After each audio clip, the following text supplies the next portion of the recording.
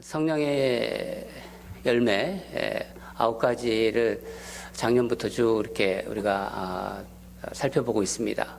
이제 8번째 온유입니다. 이제 한 번 남았네요. 이제 마지막 다음 주에는 이제 절제가 남아 있습니다. 온유. 여러분 성령의 9가지 열매를 한번 또 이렇게 정리하는 개념에서 나중에 한번 정리를 한번 해드리겠지만은 그래도 이제 시간 되실 때 인터넷에 들어가셔서 한번 정리를 해보시기 바랍니다. 그러면서 마음에 다시 하나님이 주시는 그 마음을 좀 받으시기 바랍니다. 네. 여러분, 제가 오늘은 이제 성령의 열매 중에서 그 온유에 대해서 말씀 나누도록 하는데, 여러분 좀 강한 사람을 이렇게 좀 좋아하십니까? 아니면은 좀 이렇게 온유한 사람이 좋으세요? 대부분 온유한 사람을 좋아하는 것 같습니다. 예. 근데 저는 좀 젊었을 때, 제가 좀 젊었을 때 강한 사람들에 대해서 좀 매력이 있었어요. 그럴 때가 좀 있는 것 같아요. 살다 보면은요. 나이가 들어가면서 온유한 사람이 좋아지더라고요. 자꾸 온유한 사람하고 가깝게 되고 온유한 사람들이 이렇게 마음이 편해요. 한 가지 좀 묻겠는데, 그 온순함이라고 또 하잖아요. 그 온유함과 온순함은 이게 같은 것일까요? 다른 것일까요? 저 사람 참 순하다. 그거하고 온유하다고 같은 것일까요? 다를 것일까요? 예. 대부분 다르다고 이렇게 생각을 하시는 것 같아요. 예. 다릅니다. 그 온순은 천성적으로 태어날 때부터 착한 거예요. 예. 아이 같은 경우에 온순한 아이, 그런 그 아이를 보면은 아이를 참 돌보기 쉽잖아요. 예. 그리고 잘 먹고 또 부모 말 잘 듣고 잘 자고 또 울지도 않고 이 우리가 보통 그냥 순둥이라고 그러잖아요. 순둥이. 예. 여러분 이 순하다는 거, 사람이 순하다는 것은요, 사람의 말을 잘 따르는 데 초점이 있는 거예요. 사람의 말을 잘 따르는데. 예. 반면에 온유는 하나님의 뜻, 주님의 뜻에 순종하는 마음과 태도입니다. 그러니까 주님 앞에 마음이 부드러운 거예요. 주님 앞에서. 하나님 앞에서 마음이 부드러운 게 바로 온유예요. 하나님이 성품이죠. 가장 온유한 사람이다 이렇게 생각할 때 누가 이렇게 먼저 떠오르시나요? 남편? 가장 온유한 사람을 이렇게 떠올려 보세요. 여러분 아실 텐데 예수님이잖아요. 그렇잖아요. 예수님. 예. 마태복음 11장을 보면요 이렇게 말씀하십니다. 예. 나는 마음이 온유하고 겸손하니 나의 멍에를 메고 내게 배우라. 예수님께서 직접 그렇게 말씀하셨습니다. 예수님께서는 우리가 온유한 성품을 가지기를 원하세요. 당신이 온유하기 때문에. 여러분, 예수님을 우리가 믿지 않습니까? 예수님을 믿으면 내 성품이 바뀔까요? 안 바뀔까요? 바뀌죠.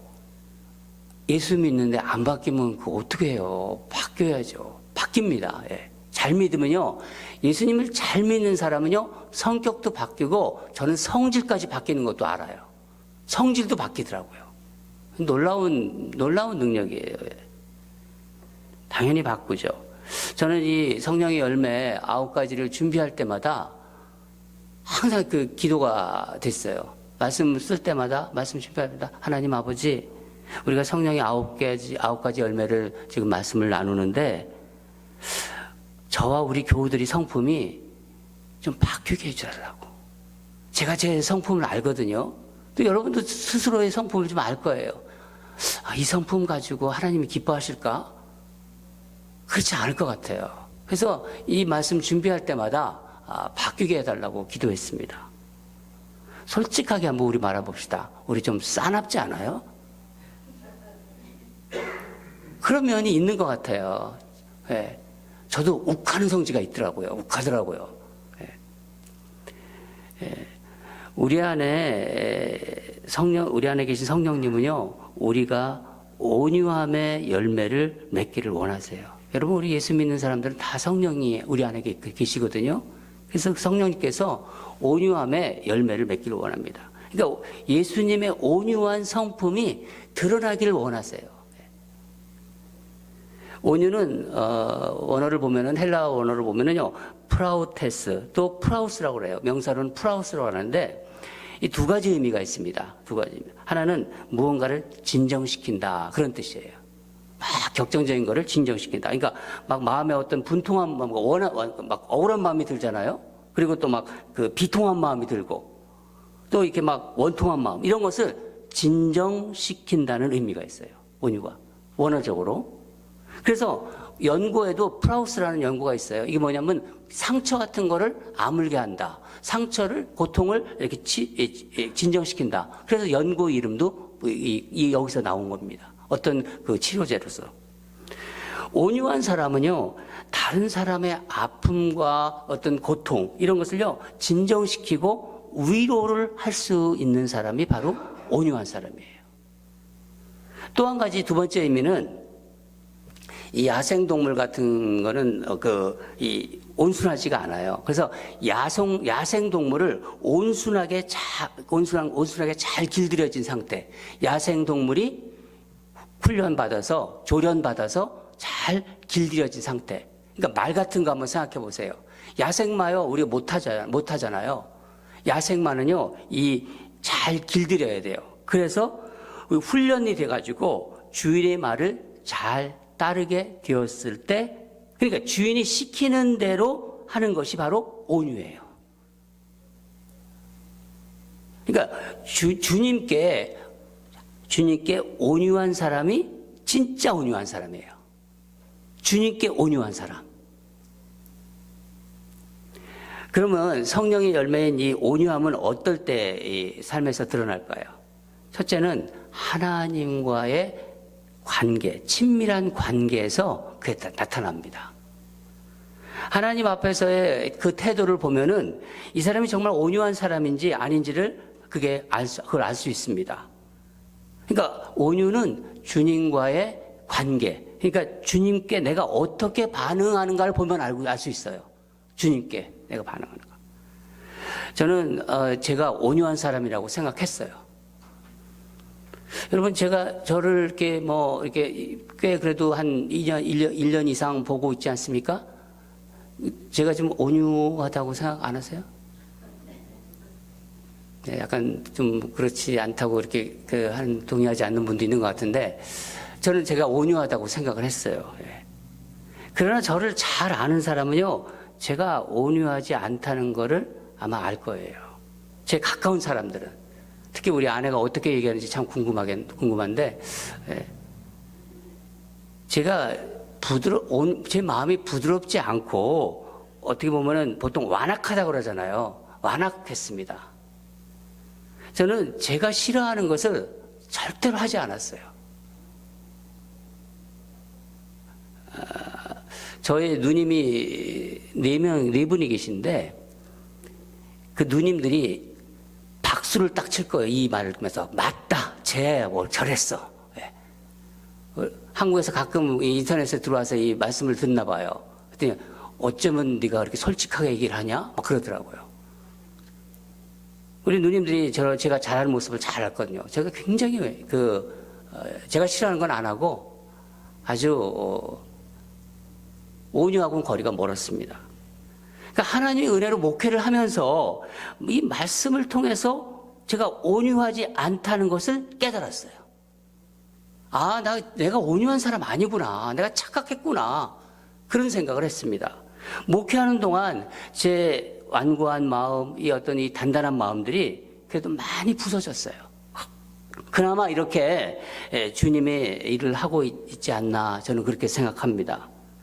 여러분요, 온유하지 않으면요, 목회가 어렵고 힘이 들어요.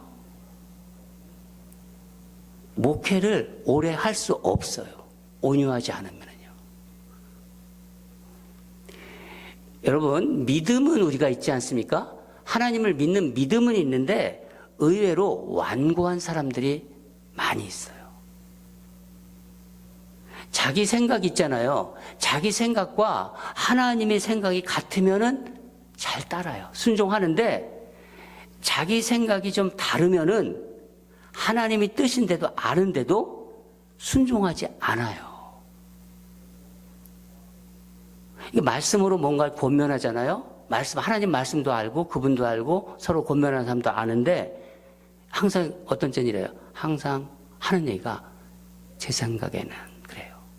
하나님 말씀인데도 제 생각에는 그래요.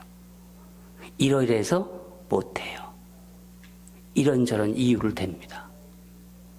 마음이 자기 생각으로 이렇게 딱 굳어져 있어서 그래요. 하나님을 믿는데도. 믿음은 있지만 아직 주님께 온유하지 못한 거예요. 하나님께 온유하지 못한 겁니다. 여러분, 욥을 아실 거예요. 욥. 제가 이제 성령의 열매 이 9가지 그걸 마치고 욥기 말씀을 지금 준비하고 있습니다. 욥기 말씀이 자꾸 생각이 나고 하나님이 이 어려운 시기에 욥기를 강의하길 원하시지 않나. 그래서 욥기를 지금 준비하고 있습니다. 욥은 당대의 의인이었고 동방의 부자였어요. 자녀도 많아서 10남매를 두었습니다. 그런데 하루아침에 모든 것을 잃게 됩니다. 자녀도 죽고 몸에 피부병이 걸리고 갑자기 막 초라한 인생으로 전락이 돼버렸죠. 욥 같으면 욥은 의인인데 하나님도 인정하셨는데 욥이 화를 낼 만해요. 당연히. 근데 그렇게도 의롭게 살았는데 하나님이 의롭다고 인정해 주신 욥이었어요. 근데 어떻게 나에게 이런 일이 일어날 수 있을까? 모든 재산 다 날아가고 자녀들도 죽고 몸엔 병이 걸리고 어떻게 이런 일이 있을까? 하나님께 원망할 수 있지요. 욥이 아내가 뭐라고 했습니까? 차라리 하나님께 원망하고 죽어라 그랬잖아요. 보다 못해서. 그러나 욥은 끝까지 하나님을 원망하지 않았어요. 고난 가운데서도 인내하며 하나님 앞에서 그냥 붙어 있었어요. 하나님께 계속. 욥기 1장 20절과 22절을 보면은 욥이 일어나 겉옷을 찢고 머리털을 밀고 땅에 엎드려 예배하며 이르되 내가 모태에서 알몸으로 나와 싸운즉 또한 알몸이 그리로 돌아가리라. 주신 이도 여호와시요 거두시는 이도 여호와시오니 여호와의 이름이 찬송을 받으실지니다. 하고 이 모든 일에 욥이 범죄하지 아니하고 하나님을 향하여 원망하지 아니하니라. 세상은요, 인간이 만든 법칙과 질서만으로 움직이지 않아요. 세상을 살아보면 영적인 사람들은 그걸 알 수 있습니다.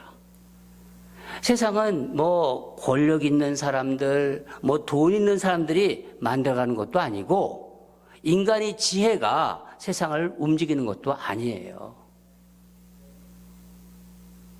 이 세상의 역사의 주관자, 이 세상 역사의 주관자이신 하나님의 계획과 하나님의 경륜과 하나님의 섭리 아래 있는 거예요. 욥이 극심한 고난 가운데서도 이것을 깨달은 거예요. 이게 그냥 머리로 단순히 깨달은 게 아니라 갑자기 삶의 모든 것이 잃었어요. 다 빼앗겨버리고 그 불행을 통해서 체험한 것이고 깨닫게 된 것입니다. 욥에게는 그런 극심한 고난의 상황에서도 하나님의 존재는 실제였어요. 실제. 하나님의 존재가 늘 욥에게는 실제였습니다.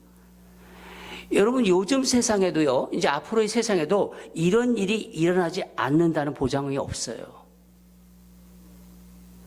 여러분, 우리 주변에 제가 선교사님, 우리 장로님하고 얘기하면서 갑자기 그 사람 돌아가셨다고 하고, 제가 20여 년 전에 같이 교제했던 분들 이름을 대면서 이렇게 얘기하다가, 그분이 돌아가셨냐고.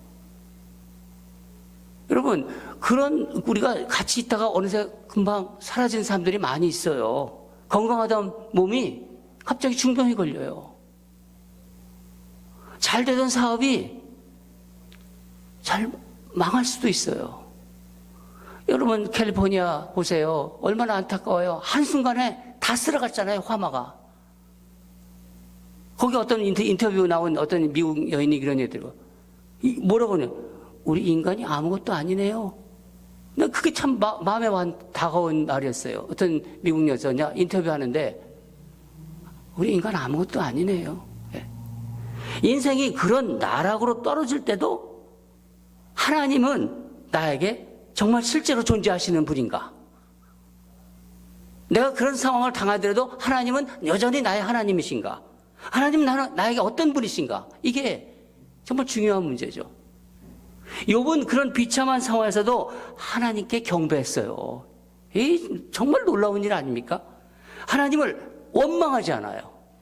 하나님의 존재를 확실히 믿습니다. 어떻게 그럴 수 있을까요? 욥이 하나님의 성품, 온유를 갖고 있었기 때문이에요. 하나님하고 똑같은 성품을 갖고 있었어요. 하나님은 항상 그에게 실제였고 하나님과 친했어요. 하나님과의 관계가 친밀한 사람이 바로 온유한 사람이에요. 여러분.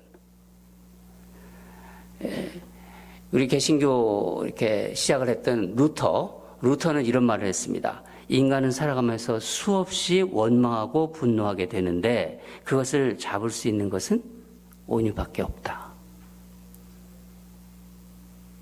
온유는요, 우리를 쉽게 분노로 가지 못하게 합니다.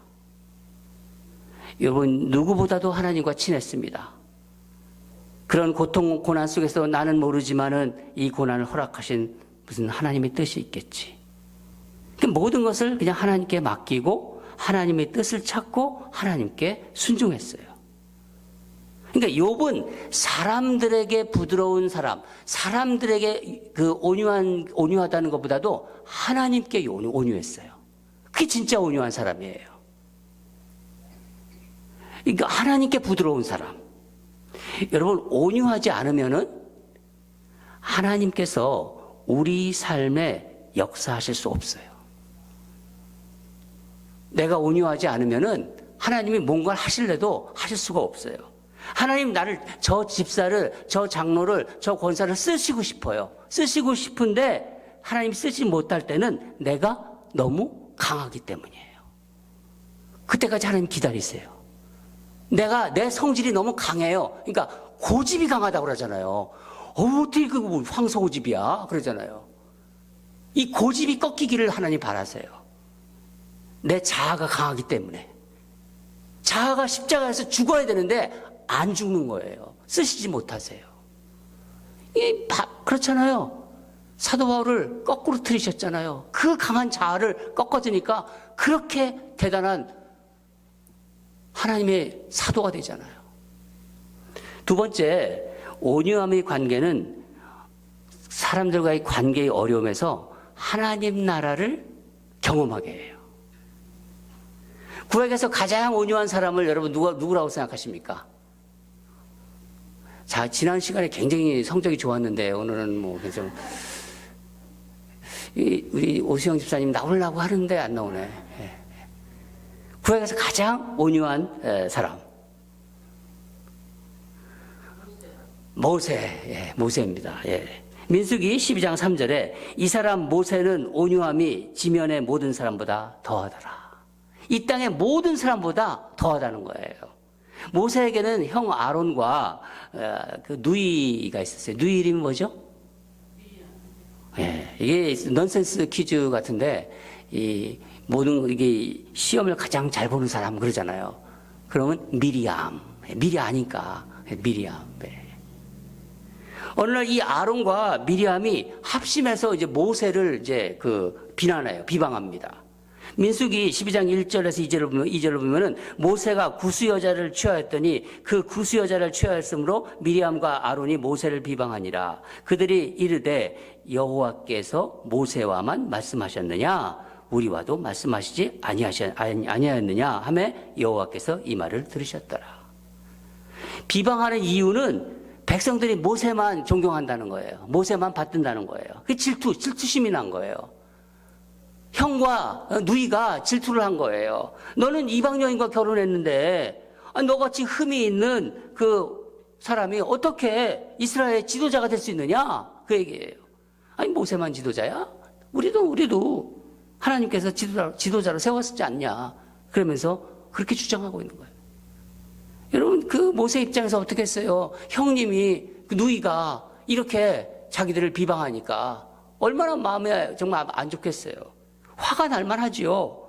그러나 모세는요 그런 비난에 아무 대꾸 안 해요. 변호하지도 않아요. 그냥 잠잠했다고 합니다. 잠잠했다. 이것을 보시고 하나님이 모세의 온유함이 지면의 모든 사람보다 더하다. 그렇게 말했어요. 아니 모세 할 말이 왜 없겠어요? 모세는 힘도 있잖아요. 힘도 있고 지도자예요. 그리고 그 힘으로 눌러버릴 수도 있고 창피를 줄 수도 있고, 그러나 모세는 전혀 그런 힘을 사용하지 않았습니다. 자기가 그 힘을 가지고 있지만은 그 힘을 통제할 수 있는 능력도 가지고 있었어요. 그 힘을 통제할 수 있는 능력, 바로 이게 바로 온유함입니다. 그 대신 뭐예요? 하나님을 신뢰했어요. 하나님께 맡겼어요. 하나님께 맡기고 기다렸습니다. 자기가 힘이 있었지만은. 여러분 이게 온유예요. 모세가 잠잠하니까 어떻게 해요? 하나님께서 일하시잖아요. 기다림이 필요한 거예요. 하나님이 미리암을 벌하셨어요. 하나님께서 직접 하셔요. 잠잠하니까. 모세가 근데 원래부터 이렇게 온유했었나요?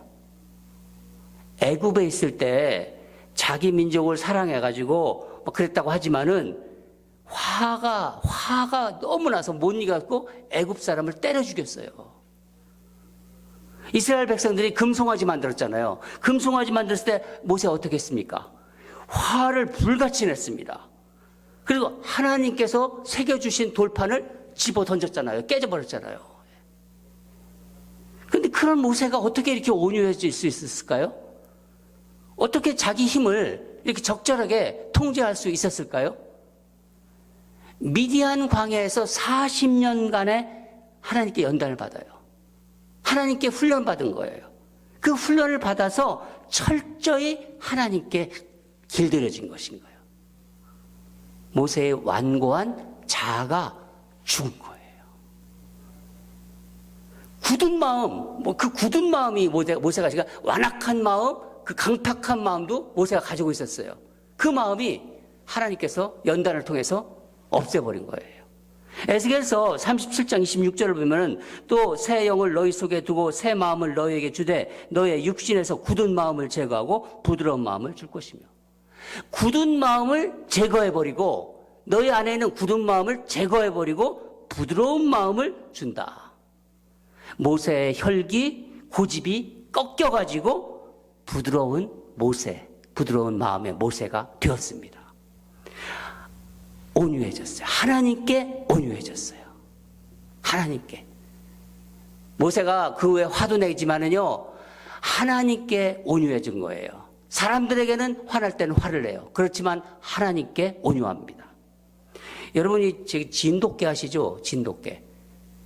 제가 이 개를 저는 잘 안 길렀는데, 이 진돗개는요, 정말 충성스러운 개 같아요. 제가 경험했거든요. 그리고 온유해요, 주인한테. 충성스럽고 온유한 개가 진돗개예요. 진돗개 사라는 게 아니라, 예. 오래전에 그 둘째 아들이 이제 친구가 이제 한국에 잠깐 들어간다고 개를 맡겼어요. 근데 진돗개를 딱 우리 집에 데리고 왔어요. 얼마나 예쁜지 아주 잘생겼더라고요. 그 진돗개를 딱 저한테 이렇게 주인이라고, 이제 내가 주인이라고 진돗개한테 그 얘기를 하더라고요. 그걸 딱 그 레시를 주더라고요, 저한테. 근데 이 진돗개가 가만히 있고 있으면서, 그래서 20일 정도 우리 집에 있었어요. 근데 이 개가 저를 그때부터 정말 주인으로 생각하는 거예요. 그냥 절절절절 쫓아다니면서 제가 이쪽 가면 이쪽 저쪽 저쪽 집에 방 안에 들어오면 천천히 걸고 나가면 쏜살같이 돌아다니고, 이게 훈련이 잘 돼 있더라고요. 우리 식구들한테는 얼마나 온유한지 몰라요. 그리고 뭐 이쪽에서 뭐 이렇게 누가 오면 그냥 쏜살같이 그냥 그렇게 싸나올 수가 없어요. 근데 주인한테는 막 생글거리고 막 얼마나 그게, 저는 개가 그럴 줄 몰랐어요. 개인데. 정말 놀랍더라고요. 그때 제가 개에 대해서 처음으로 사랑하는 마음을 가졌어요. 개가 정말 이상하다. 이상하지만 정말 신비하다. 그러면서. 여러분, 이게 바로 온유예요. 자기 주인에게 충성하고. 자기 주인에게 온유예요. 그리고 진돗개가 똑같아요. 이게 우리가 하나님께 온유하고 하나님께 충성하고, 이게 바로 우리 똑같은 모습입니다. 모세가 온유해지니까 하나님이 이제 모세를 사용하잖아요. 어떻게 합니까? 애굽 왕 바로에게 보내서 이스라엘 백성을 해방시키라고 그래요. 거기서 출애굽이 되잖아요. 상상해 보세요. 여러분, 상상해 보세요. 당대 온유한 이제 모세와 정말 둘째가라고 서러운 그 완악한, 아주 마음이 강팍한 바로가 만난 거예요. 온유의 왕 모세와 이 강팍한 바로가 딱 만난 거예요. 누가 이겼어요? 결국은 강팍하고 이 완악한 바로는요, 이게 온유한 모세 앞에서 10가지 재앙을 받으면서 이스라엘 백성을 놓아줄 수밖에 없는 거예요. 여러분요, 세상을 살다 보면요, 우리가 억울한 일 당할 때 많아요. 오해받을 때 있어요. 그렇잖아요. 내가 한 일도 아닌데 억울하게 내가 누명을 쓸 때가 있어요. 또 내가 다 일을 해놨어. 근데 어떤 사람이 싹 채가버려. 다 자기가 했던 걸로 이렇게 아주 그럴 때도 있어요. 내 진심이 매도당할 때가 있습니다. 이게 이 세상에 강팍한 사람들이 많이 있어요. 세상이 얼마나 강팍한지 몰라요. 분하고 억울한 일을 당하면요, 보통 뚜껑 열린다고 그러잖아요. 지금 뚜껑 열렸네. 살다 보면요, 뚜껑이 열리는 일이 많이 있습니다. 교회도 여기저기서 뚜껑이 열려요. 보면은요, 회의에서도 막 뚜껑이 열리고, 뭐 부엌에서도 뚜껑이 열리고, 막 그냥 정신없어요, 그냥. 오래전에 저를 아주 계속해서 한동안 의도적으로 비난하는 교우가 있었어요. 제가 이런 얘기 간증하는 게 참 조심스러운데, 그래도 뭐 주님 믿고 다 그냥 얘기할래요. 그냥 뭐 인터넷으로 나가든 말든 뭐 하겠습니다. 이 참기가 어려워요. 그냥 뭐 너무 그러니까 목사가요, 이 참기가 어려우면 목회 못 하거든요. 이 가지가지 인간들이 다 있으니까. 근데 그 중에서 나를 정말 저거 하는 거예요. 공격하는 거예요. 만나서 제가 그 집사님을 만나서 그랬어요. 그게 아니라고. 제 진심을 좀 알아달라고. 근데 그래도 막무가내더라고요. 할 수 없어가지고, 이제 뭐, 믿는 거는 하나님밖에 없잖아요. 그러니까 하나님 앞에서 엎어져가지고 하나님께 기도했어요. 호소하면서. 주님, 제가 안 그런 거 아시지요? 제가 하나님 앞에 통성으로, 새벽에 나와서, 하나님, 제가 안 그러신 거 아시지요? 그러면서 주님, 저 집사님은 아주 나쁜 사람입니다. 그랬어요. 하나님 앞에서 하니까 뭐 제 마음대로 얘기할 수 있죠. 그렇게 기도하는 중에 제 마음속에 이런 생각이 드는 거예요. 그때 이제 하나님 성령께서 제 마음을 만지신 것 같아요. 내가 억울한 거 내가 안다. 이 음성이 다 마음속에 올라오더래요. 내가 억울한 거 내가 다 알고 있다. 그 음성이 제가 들으니까 마음이 좀 누그러지더라고요. 하나님이 아시는데 뭐. 그러면서 계속 제 마음속에 내가 이렇게 계속 오해받고 이렇게 목회하면 내가 못할 것 같은데, 그리고 나를 이렇게 비난하는데, 없는 말도 지어내고 비난하는데, 이게 그러면 결국 내가 하나님께 충성하고 하나님의 자녀니까 결국 하나님이 다 이런 거 비난도 받으시는 거 아닌가. 내가 하나님의 자녀니까 하나님께서 비난도 받고 다 이런 오해도 받으시는 거 아닌가. 내가 하나님 자녀니까. 그런 배짱이 또 생기더라고요. 기도하는데. 아니 하나님이 알아서 하시겠지. 내가 하나님 자녀인데. 그러면서 마음이 그냥 잠잠해지고 그래서 그냥 기다렸어요. 응답하지 않고. 이 시간이 한참 지났어요. 한 몇 개월이 지나고 나서 억울한 마음이 사라지더라고요. 그리고 마음이 평안해졌습니다. 그 집사님을 이제 딱 보잖아요. 그러면 제가 가서 악수해요. 미안하다고 그랬어요. 그리고 정말 진심으로 편안하니까 그게 나오더라고요. 이상하게 제 마음이 그냥 편안하니까 그 집사님 만나서 악수하고 정말 진심으로 사과했어요. 근데 제가 이런 생각했습니다. 그 과정을 한 오랫동안 한 6개월 이상 지나면서 이게 내가 한 게 아니구나. 내 안에서 분명히 성령님께서 이것을 하셨구나. 이게 제 마음속에 확신으로 다가왔습니다. 여러분요, 우리는요, 다른 사람의 말이라든가 생각이라든가 행동을 내가 통제할 수 없어요. 가까운 사람도 그래요. 통제할 수 없습니다. 그러나 그 사람의 반응, 그 사람에 대한 반응은 내가 할 수 있어요. 내가 어떤 선택을 하는 건 내가 할 수 있어요. 그렇지 않습니까? 그 사람이 반응에 대해서 내가 선택할 수 있습니다. 이 세상은요, 가정도 그렇고요, 교회도 그렇고, 직장도 그렇고, 일터 모든 것이 어디든 내 마음에 드는 사람만 만날 수는 없어요. 그걸 아셔야 돼요, 여러분. 그럴 때 온유함이 발휘되는 것입니다. 성령의 사람은 하나님이 나를 다스리도록 내어드리는 사람이에요, 먼저. 그게. 여러분, 온유함의 성품은 하나님과 친밀할 때 그 열매가 맺어져요. 사람들과의 관계가 어려운 분들이 있을 거예요. 그럴 때 하나님 나라를, 온유함을 생각하면요, 하나님 나라를 경험하게 돼요. 내가 이 세상에서 살고 있지만은, 하나님 나라에서 살고 있구나. 그거를 알게 하세요. 여러분, 온유하지 않으면 주님께서 내 삶에 역사하실 수 없다는 것을 꼭 기억하시기 바랍니다. 그러니까 주님이 좀 너 가만히 있어라. 그렇게 막 화나갈 때도요, 기도하면은요, 주님이 마음 주세요. 너 좀 가만히 있어라. 가만히 있으라면 가만히 있으세요. 기다리라면 기다리세요. 그게 온유함이에요. 예수님께서 마태복음 5장 4절에서 온유한 자는 복이 있나니 그들이 땅을 기업으로 받을 것이며, 예수님께서 말씀하시는 땅이 무슨 땅인가요?